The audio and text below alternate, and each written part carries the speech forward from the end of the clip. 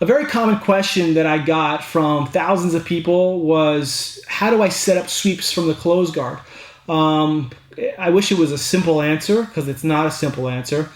But there are things to look out for in regards to setting up sweeps. And what I mean by it not being a simple answer is that it's not just simple to just do these concepts and then get a sweep.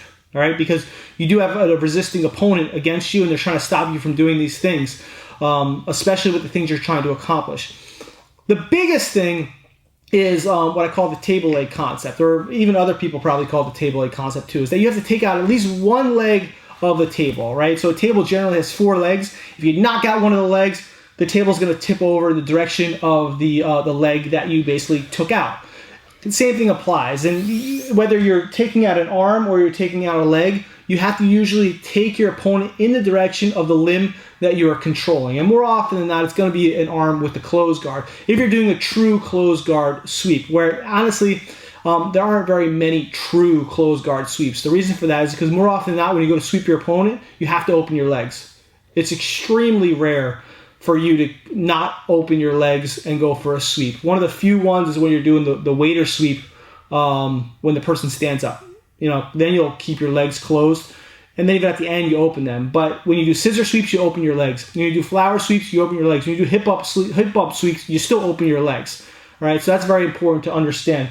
Closed guard many times isn't really closed guard all the time. It's close guard, right? Basically, it just means you're close. It should be called close guard, in my opinion, but that's a whole different subject. So, when I'm here like this, right?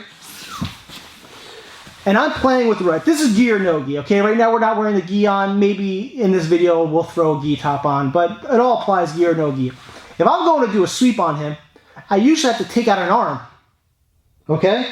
I have to take out an arm, and with closed guard, more often than not, that taking out an arm means getting his arm across my center line here. Now, I can do that by popping his hand up and angling my body here and bringing his arm across and then coming here. Now, at this point, I took out one of his limbs, right, which is one of his table legs, and now it's easier for me to sweep him in that direction because he can't use that anymore. It's much easier. If we're doing like a scissor sweep here, which is more common with the gi on, so I'm going to grab his rash guard here. I can do it no gi, but it's much harder. I'm going to grab his rash guard, boom, we're here like this. Here, I'm taking out one of his limbs. And then from here, ideally I need to bring his body over me and then go to sweep him. But the same thing, I'm still taking out one of his limbs. Let's say we even do something like the hip bump sweep. I still need to take out one of his limbs. So let's say I have his posture broken. He goes to sit up. I follow him. I come across. I'm still taking out one of his limbs because if I don't wrap around his arm, I just go to bump him, he's going to post. And he's going to get his body back. However, when I have his arm, he can't post anymore. And now I can rotate him, and then I can sweep him.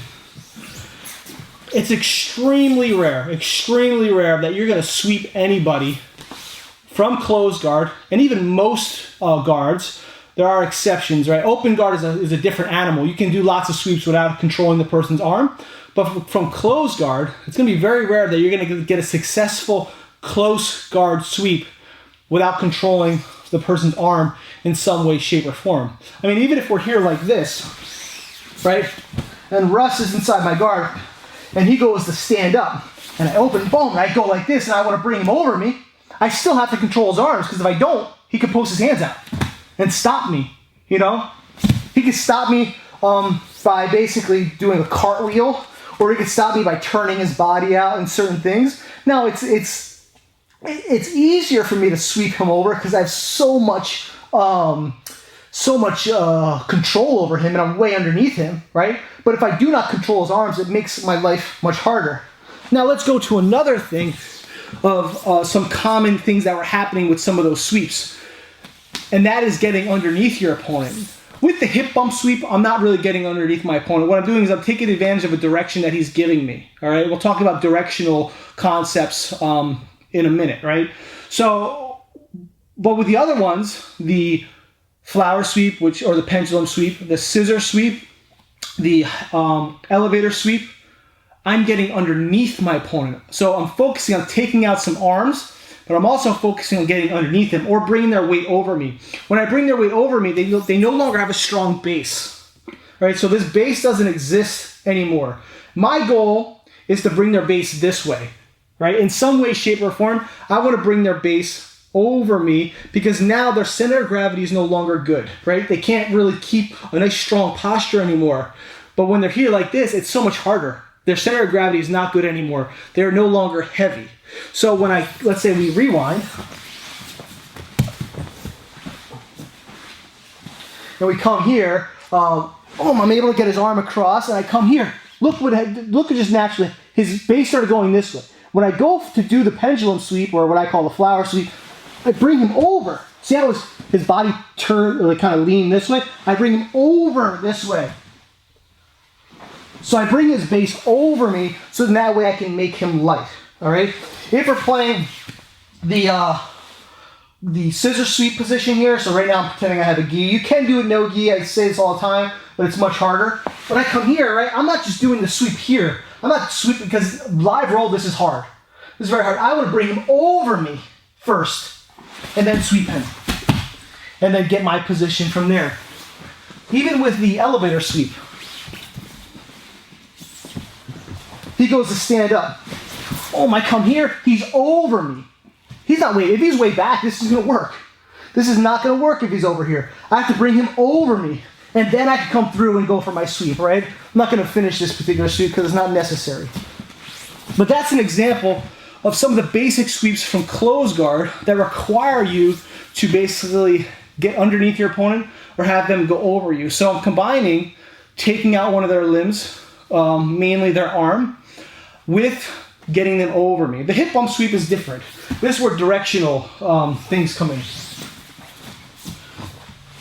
If I'm here like this, right, I'm taking him where he wants to go. So more often than not, I'm going to do this after he already, I'm going to do this while he's getting his posture. So I realize I'm losing the posture. He starts going up. Bam! I take him where he wants to go. So his weight is already going that way. So I'm like, you know what? I'm going to bring you that way, but then I'm also going to redirect you. So I'm going to change directions because if I keep taking him this way, it's going to be harder because his knees just naturally don't bend that way, and it creates a natural resistance, and it's also easier for me to cut the corner. Boom. But the point is, I'm taking him where he wants to go in that particular situation. That's one of the few scenarios where you're going to take the person where they want to go from playing the close guard. If we're in a situation where we're doing waiter sweep stuff, right? So we're here, right? He goes to stand up. I'm coming here like this. Once again, I'm focusing more on taking this limb out at this moment, but still, he's still over me. But even if he's not, right? Let's say he gets his posture, I start taking him where he wants to go. His weight wants to go up and wants to go backwards, so I say, okay, you want to go that way? I will take you that way. I also add in the concept of turning, right? I tried to put some turning pressure into his leg there, because when you do a proper waiter sweep, you don't just bring them backwards. You actually want to rotate your hips into their leg so you can break that down. That also helps you with taking out a particular limb. But at the same time, he goes to stand up. His weight is going back more, so I say, okay, you want to go that way? I'm going to assist you in that direction. So those are different things and different concepts that you can look out for in regards to going for sweeps from the closed guard. And these actually apply just in general. Open guard as well. There's other things in regards to open guard where we can take out their legs a little more for certain things. Like I like doing what's called a shin sweep. It actually doesn't even require me to control their arms at all. But it still applies with concepts of getting their body over me, right? Taking their weight out from underneath them and me taking out one or two of their limbs. It all still applies.